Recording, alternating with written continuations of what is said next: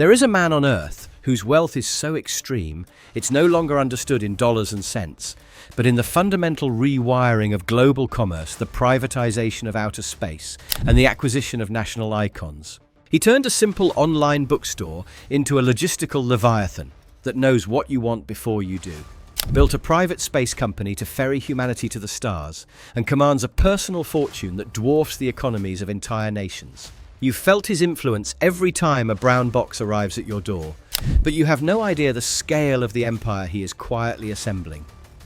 This is the story of Jeff Bezos, and how his ultimate trophy property, the Warner Estate, signals the dawn of a new American dynasty.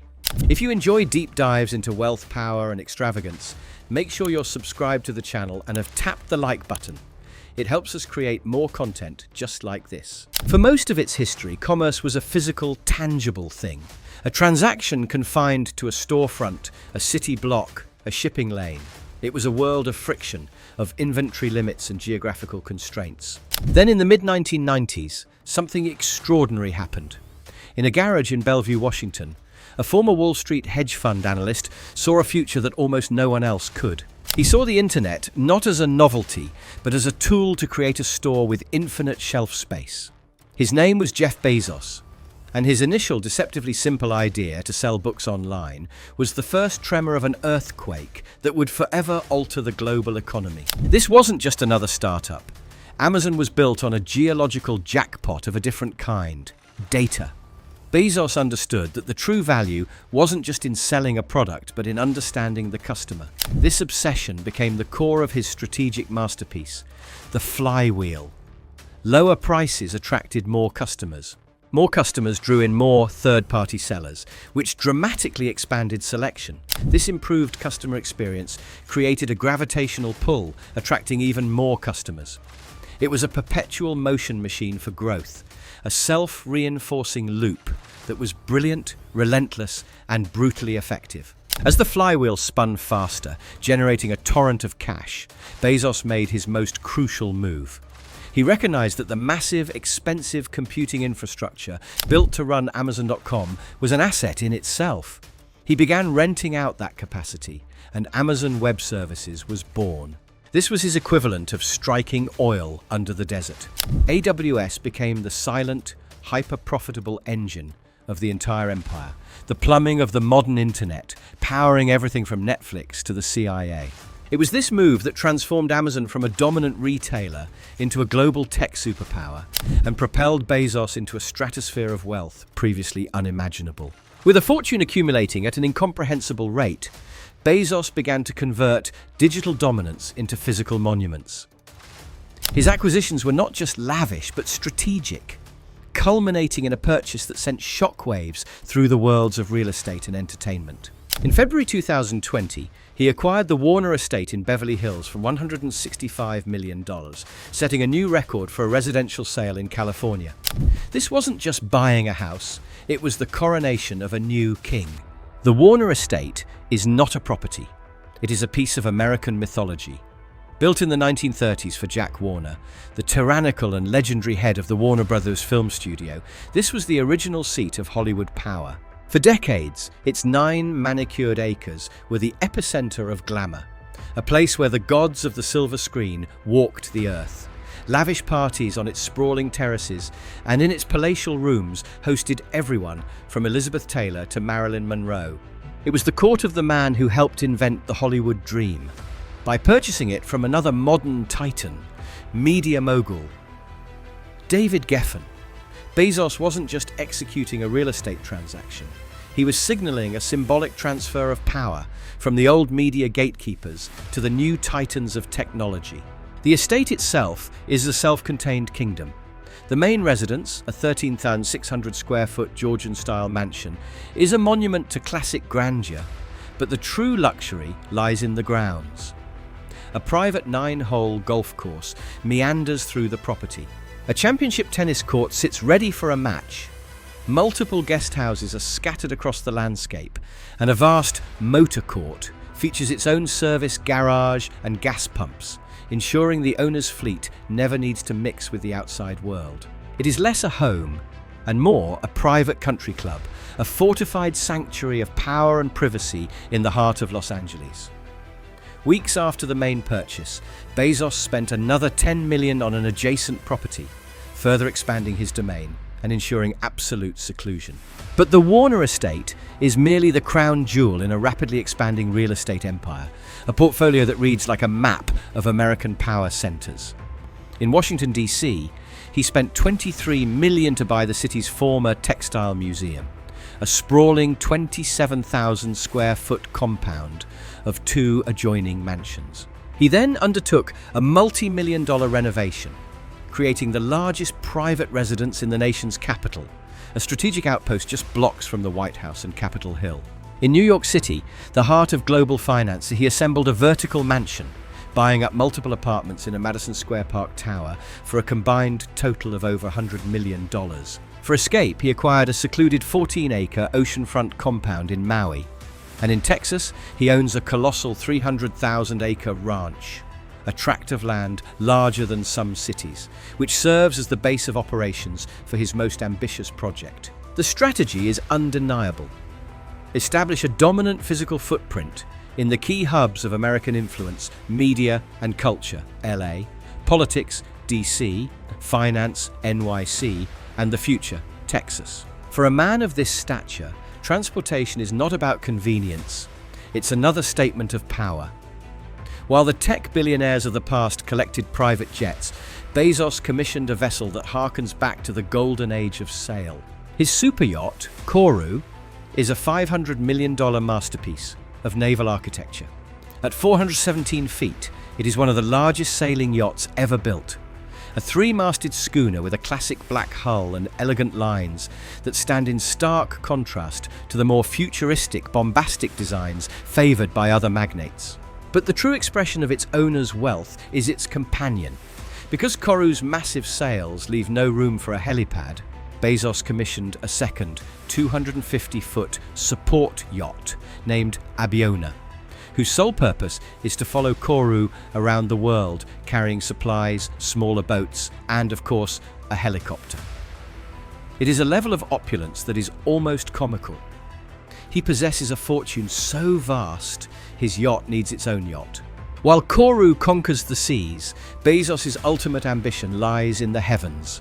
Blue Origin, his private spaceflight company, is the most profound expression of his wealth and long-term vision. This is not a billionaire's hobby. Funded by Bezos selling approximately $1 billion of Amazon's stock each year, Blue Origin is a serious, systematic effort to build the infrastructure for humanity's future in space. Based out of his Texas ranch, the company is developing reusable rockets to lower the cost of access to orbit, with the stated goal of one day moving millions of people to live and work in space to preserve Earth. While rivals like SpaceX grab headlines, Blue Origin plays the long game, a patient, multi-decade project of a scale only a personal fortune like Bezos's could sustain. It is an endeavor of legacy, an attempt to become the Columbus, or perhaps the Cornelius Vanderbilt of the final frontier. Like the powerful dynasties of old, Bezos understood that true influence requires a voice. In 2013, he stunned the media world by purchasing the Washington Post for $250 million in cash. The Post was more than a newspaper. It was an American institution, famed for its role in toppling a presidency with its Watergate reporting. To many, its best days were behind it. Bezos poured resources into its digital transformation, revitalizing the publication and turning it into a global media player once more. The purchase gave him ownership of the most influential paper in the world's most powerful city, a potent instrument of soft power and a permanent seat at the table of national conversation. From a garage in Washington state to a throne room in Beverly Hills, the ascent of Jeff Bezos represents a fundamental shift in the nature of power. The old empires were built on steel, oil, and armies. The new empire is built on logistics, data, and algorithms. The Warner estate is more than a mansion, it's a monument. It is the physical manifestation of an intangible fortune, a declaration that the power once held by studio moguls and media barons now belongs to the architects of our digital world. As this new aristocracy, acquires the cultural landmarks of the past, we are left to wonder, are we simply witnessing the transfer of wealth from one generation of titans to the next? Or is this the construction of an empire so powerful, so integrated into the fabric of our lives, that its influence will be inescapable? While Jeff Bezos' empire of land and sea is a spectacle of modern power, to truly grasp its scale, one must look at the playground of his peers. In the exclusive club of billionaires, wealth is a language spoken in different dialects. The purchase of a mansion or a yacht is not just an act of spending. It's a statement of philosophy, a declaration of one's vision for the world, and a bid for a particular kind of immortality. Bezos may be building an empire of infrastructure and access, but other titans are chasing different legacies, spending their fortunes in ways that are just as breathtaking and, in some cases, even more audacious. Consider the realm of real estate. Bezos collected prime locations in America's power centers like a chess player positioning his pieces on a board. His Warner estate is a trophy of cultural history, his Washington, D.C. compound a bastion of political influence. But Oracle founder Larry Ellison plays a different game altogether. While Bezos bought a piece of Beverly Hills, Ellison, for a reported $300 million, bought an entire kingdom, the 90,000-acre Hawaiian island of Lanai. This wasn't the purchase of an estate. It was the acquisition of an ecosystem, a community, and a private paradise. Ellison is not just living on Lanai, he is terraforming it into a vision of a sustainable utopia, pouring hundreds of millions more into hydroponic farms, luxury wellness resorts, and island-wide infrastructure. It's a modern form of feudalism, a high-tech lord ruling over his personal fiefdom in the Pacific. Where Bezos buys into existing centers of power, Ellison creates his own from the ground up. Then there are those who build monuments to the future within their own homes. For decades, Bill Gates' Xanadu 2.0, a $130 million, 66,000 square foot lakeside compound near Seattle, was the benchmark for a tech billionaire's home. It's a house that is itself a piece of software. Guests wear pins that adjust the temperature, lighting, and even the digital artwork on the walls to their preferences. It features a 60-foot swimming pool with an underwater music system and a trampoline room with a 20-foot ceiling. Xanadu 2.0 is less a home and more a living laboratory, a demonstration of a future where technology seamlessly integrates with every aspect of human life. It stands in contrast to the historical grandeur of Bezos' Warner estate. Gates built a testament to the digital tomorrow, while Bezos bought a monument to the analog yesterday, retrofitting it for a new era of power. The competition extends to the high seas, the ultimate theater for billionaire one-upmanship. Bezos' $500 million sailing yacht, Koru, is an elegant nod to classic naval design, a statement of refined, almost quiet dominance. Its reliance on a separate 250-foot support yacht for its helicopter and toys is a subtle flex of logistical might. But other billionaires opt for a more militaristic and overt display of power. For years, the seas were ruled by Roman Abramovich's 533-foot behemoth, the Eclipse. More of a private battleship than a pleasure craft, the Eclipse was rumored to have cost over $500 million and came equipped with 2 helipads, multiple swimming pools, a mini submarine, and, most famously, a missile detection system and an anti-paparazzi laser shield designed to block camera lenses. While Koru whispers of timeless elegance, the Eclipse screamed of impenetrable power and self-preservation, a floating fortress for a global oligarch. Yet perhaps the most striking comparison to Bezos is his primary rival in the new space race, Elon Musk. While Bezos collects homes, Musk famously declared he would own no house. He sold his vast California real estate portfolio and for a time lived in a tiny 375 square foot foldable house rented from his own company in Texas. For Musk, personal luxury is a distraction. His fortune is not for comfort, but for conquest. Every $1 billion is fuel for the rockets of SpaceX, ammunition for the mission to make humanity a multi-planetary species. He doesn't need a support yacht for his helicopter, because his ultimate vehicle is the Starship. He doesn't need a historic estate in Beverly Hills because he is trying to build a new civilization on Mars. This makes him a fundamentally different kind of rival.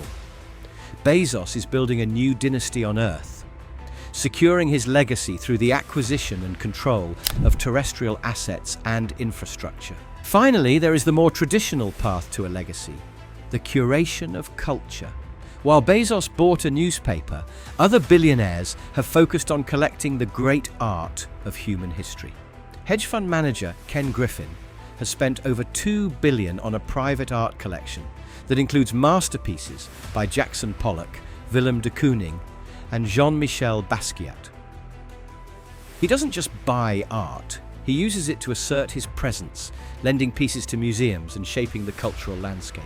Similarly, French luxury magnate Bernard Arnault, the man behind LVMH, has used his immense wealth to build spectacular private museums like the Foundation Louis Vuitton in Paris to house his family's collection. These men are not just buying paintings, they are buying a permanent place in the story of Western culture, becoming the modern-day Medicis. Bezos, by contrast, has shown little interest in this path.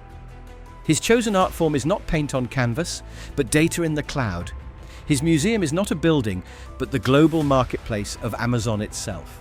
From Ellison's private island kingdom to Musk's Spartan devotion to space colonization, from Griffin's curation of culture to Bezos's assembly of a logistical empire, each path represents a different answer to the question, what do you do when you have more money than any human has ever had before?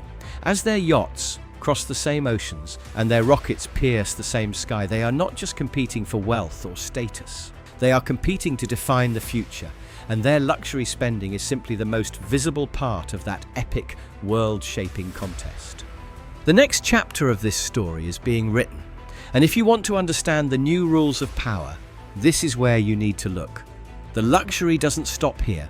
Tap one of the videos now playing and keep indulging in the world of extravagance.